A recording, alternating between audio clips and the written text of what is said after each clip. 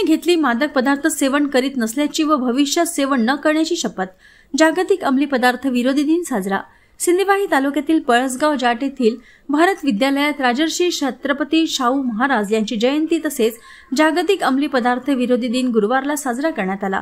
यावेळी विद्यार्थ्यांसह शिक्षकांनी कोणतेही अंमली पदार्थ सेवन करीत नाही व भविष्यात मादक पदार्थ सेवन करणार नाही अशी शपथ घेण्यात आली। या कार्यक्रमाच्या अध्यक्षस्थानी मुख्याध्यापक अरविंद गहाणे तर प्रमुख वक्ते म्हणून शिक्षिका कापकर, शिक्षक सोनकुसरे उपस्थित होते। मान्यवरांनी छत्रपती शाहू महाराज यांच्या जीवनावर प्रकाशझोत टाकली। छत्रपती शाहू महाराज यांनी प्राथमिक शिक्षण समाजाच्या तळागाळातील लोकांपर्यंत पोहोचविण्याचे काम केले।